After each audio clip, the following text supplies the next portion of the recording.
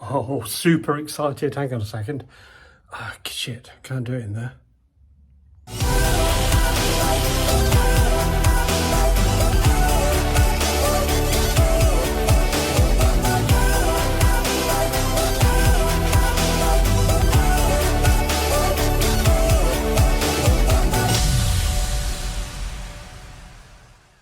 Got the bills in, forgot all about that. No, I didn't.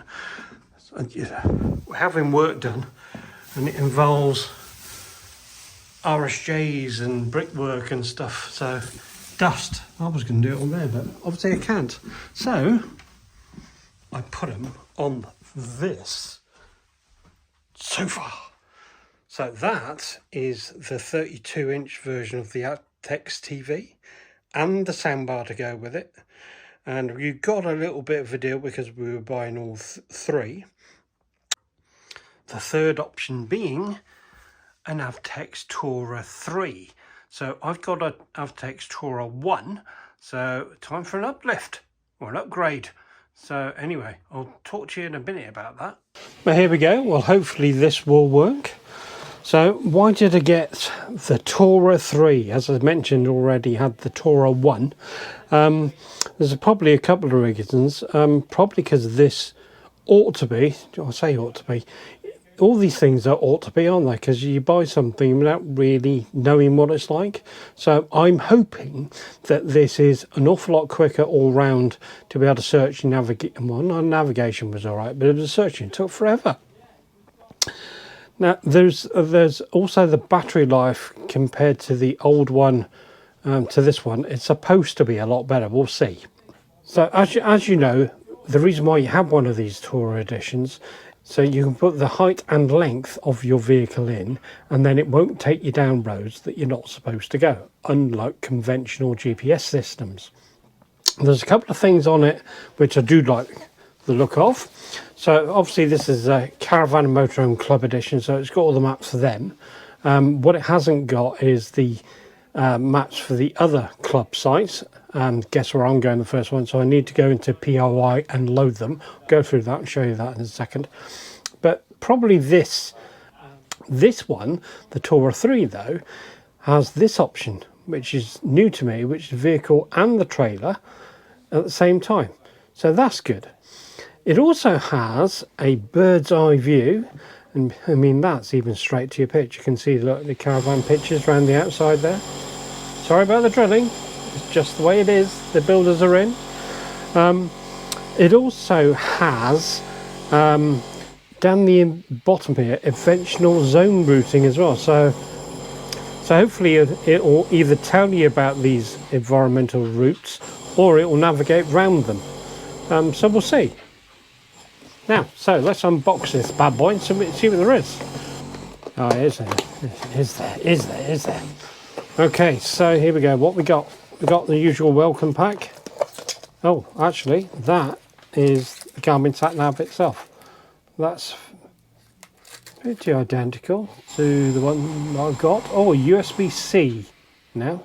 But that's better. So that's different. Let's put that to one side a second. Main sat nav, what else do you get in here? Obviously a bit of cardboard, some suction pads, stick it on the wall. That's to go on the back of it. It's another little clip option. It has a actual power lead. Oh, it's got USB-C at one end and USB-A at the other end. How naff is that? My laptop, I've got a MacBook, it's all USB-Cs. So USB-C all around I'll need. There is a suction mount for the dashboard, so you can put it on that, then stick that on top if you want to, but I shan't be doing that. Stick it to the window, I've already got an attachment, and a manual. So we'll go ahead and plug this thing in. I'll have to go and get my 12-watt adapter out the back of the car, but we'll do that lot, get it all set up with the latest updates. No doubt I'll want some of those as well, and once all that's done, we'll come back. There you go. One thing I forgot to mention is the fact that you do actually get a USB-A power adapter in there, which is quite useful because I've had to go out and get my little 12-watt adapter in which I use for the ferries and awning and things like that. So I can plug that end into there, plug that end into there, plug that into, oh actually yes, let me tell you about this. This is a sticker, by the way, this comes off. However, there are two things it mentions on there. If you want to update and control this device with your laptop, you can. However, I can use my OneDrive app, which is going to be on my phone, to be able to do that. But we'll come across that bit and we'll do that bit in a second. And there's the power lead at the back, so we just connect it to it and turn it on. I'll take that off for the time being. You can see that it's booting up. Just stick that on there. Is it lighter? Brighter? No, it's thinking about it. Oh, it's getting brighter for you. Oh, I've got to set United Kingdom and do all the settings on it. So I'll do all that first. United Kingdom is done and do OK. Start the hands-free bit. You probably can't see this. Ah, that's better. Connect to the Wi-Fi network here. Yes. Says it's connecting. Whilst it is doing it, it's hysterical. Look at how thick this safety guide is versus that is the manual. So you just connect your stand to the back of it, plug it in, and away you go. That's it. There you go. Email in, and then you've got agree to all the warnings. Why would you not? So I selected to do the update actually on the device, just purely connected to our wireless network, and it said it would take 6 hours. So we'll use one of these two methods. I don't have the new app, so I'll just put it into camera mode. There we go, garmin.com, select that. That's good to see. 4 stars. Go get the app.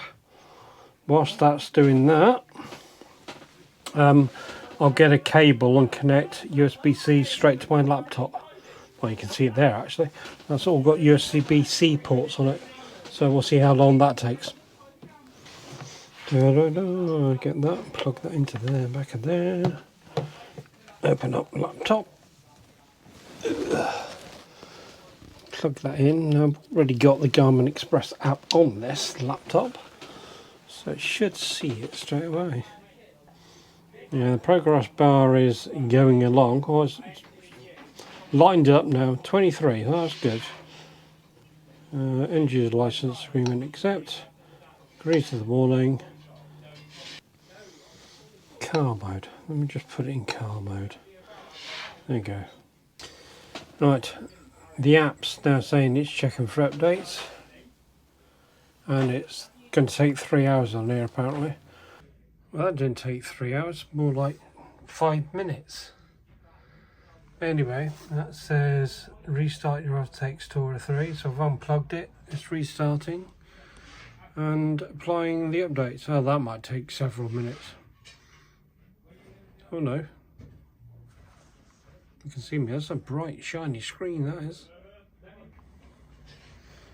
Yeah, you can see the little progress bar at the bottom there. It's going along. Oh. 2023, that's better. Accept all, why would you not? Agree to the update. I'll put it in car mode so it selects something. And do not obey the yeah. There you go. We're plugged in. Select the updates. Checking for updates.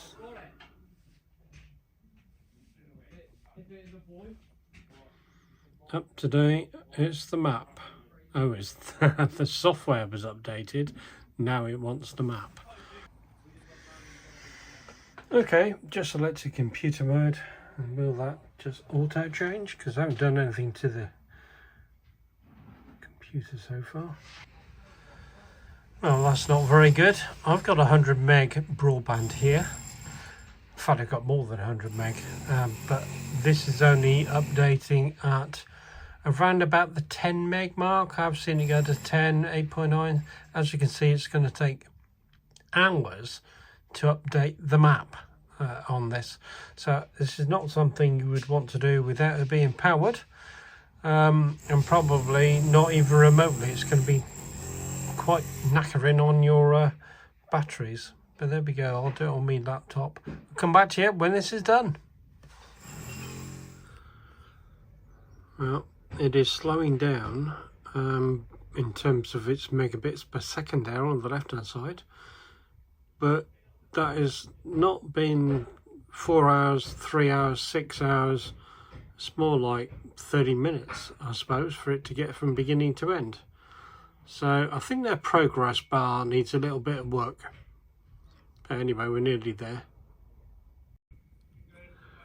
Well, there we go, it's just finished, and flip to this and guess what? There's maps updates available. Guess how long? Another 3 hours and 16 minutes. So you can tell this is Garmin and not Avtex, by the way. You can see that it says at the top there that we're connected. Down this arrow though, it's saying searching for device, I can't connect. I think it's a reboot job. Yeah, accept. Do the updates, agree. Select car, because that's all we got at this stage. Here we go. Little cog icon down the bottom. Tap to connect to computer. I have. Well, here we go. Continue.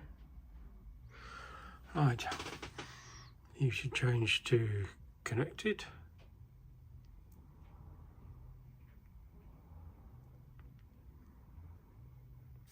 There you go. Checking for updates. Oh, and it says you're up to date, so I didn't have to do anything. Avtex just now, version 5. Just go and have a look at the map details on here. See navigation Europe, okay, and South Africa.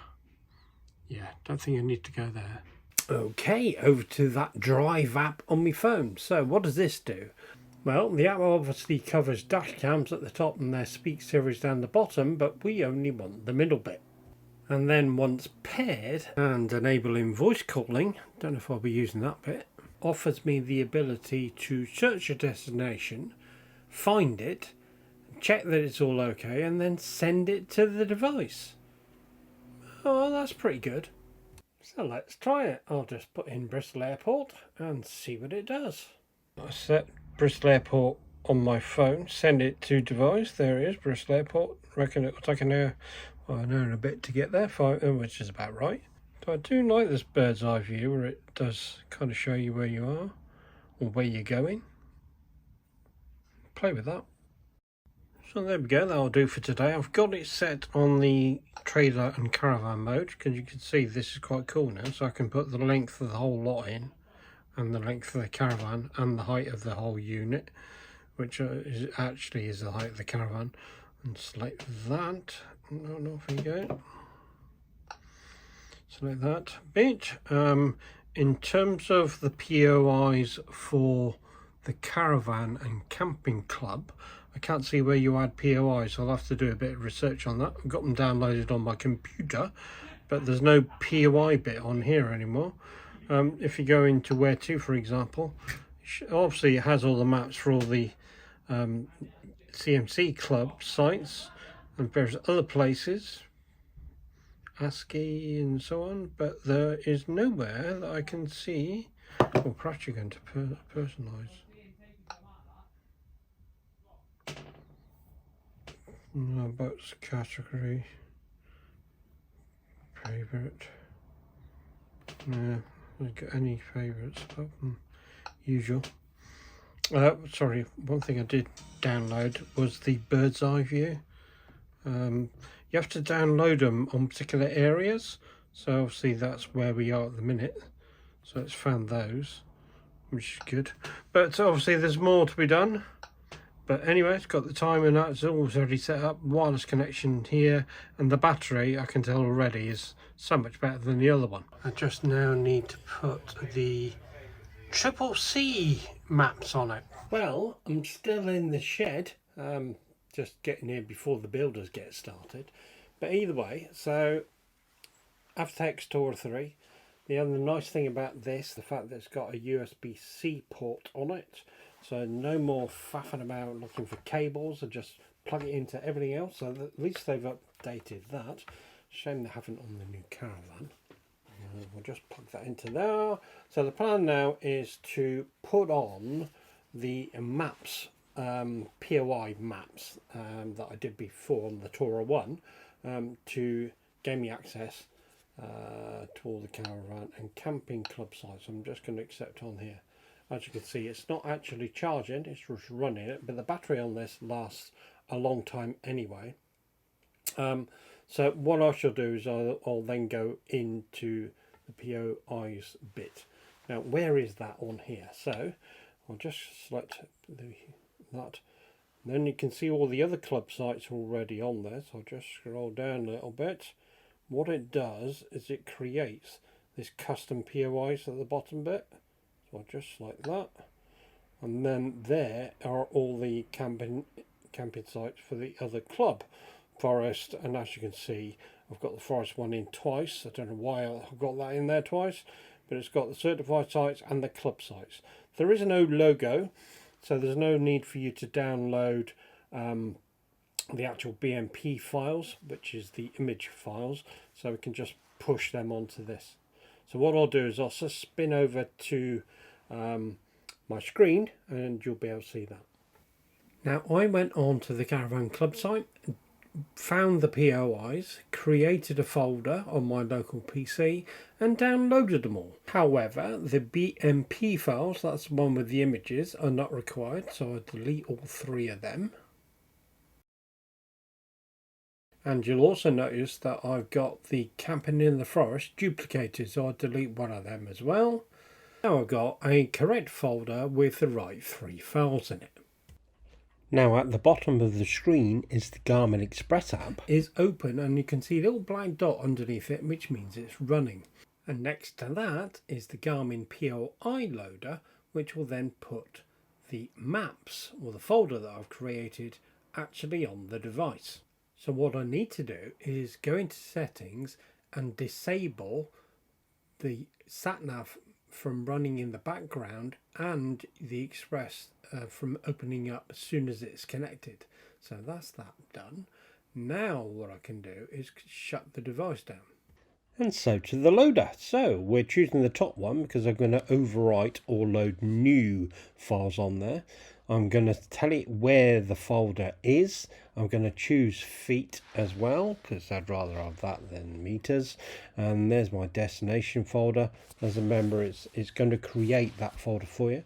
And now it's going to say, well, there's already a file there. Do you want to overwrite it? And you say, yes, I do. I'm going to use an express method of installation. And that is it.